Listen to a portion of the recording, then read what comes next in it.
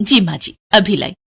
कांति सिर पर हाथ रखकर बैठ जाती है। वो कहावत है ना कि अगर घर में एक भी खर्चीला इंसान हो तो घर का सारा बजट हिल जाता है। और यहाँ कांति के घर पर तो एक दो नहीं बल्कि पूरी 3 खर्चीली बहुएं थी। एक दिन सुबह कांति का बेटा प्रभात कांति से कहता है, माँ, मैंने कारपेंटर को फोन कर दिया है और वो दिन तक आ जाएगा आपका बेड रिपेयर करने।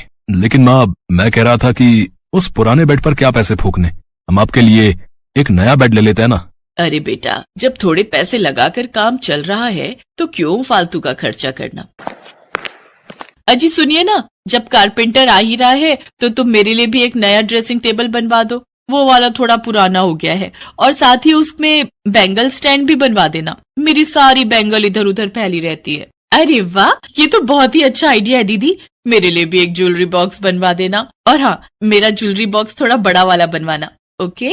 यहाँ मैं पैसों की बचत करने के चक्कर में पुरानी पलंग को ही रिपेयर करवाने की सोच रही हूँ और यहाँ तुम हो कि और खर्चा बढ़ाई जा रही हो।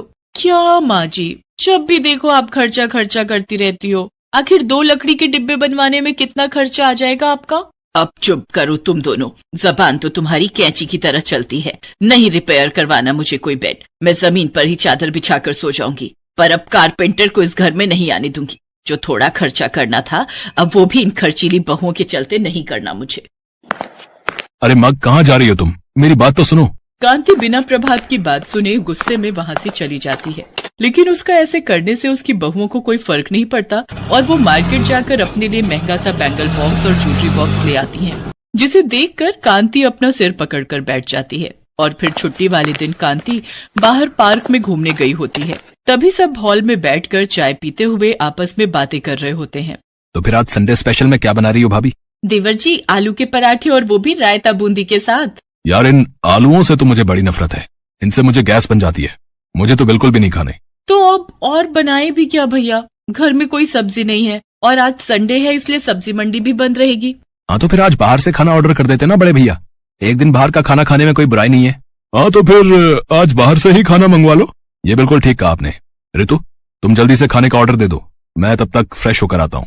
फिर उसके बाद ऋतु अपने फोन से अपना मनपसंद खाना सबके लिए ऑर्डर करती है। थोड़ी देर में डिलीवरी बॉय खाना लेकर गेट पर आ जाता है। ऋतु जाकर झट से ऑर्डर ले लेती है। ऋतु खाना टेबल पर रखती है तो आंचल कहती है, अरे ये क्या दीदी, आपने हम सबके लिए पिज्जा ऑर्डर किया। आप तो जानती है ना मुझे पिज्जा बिल्कुल भी पसंद नहीं।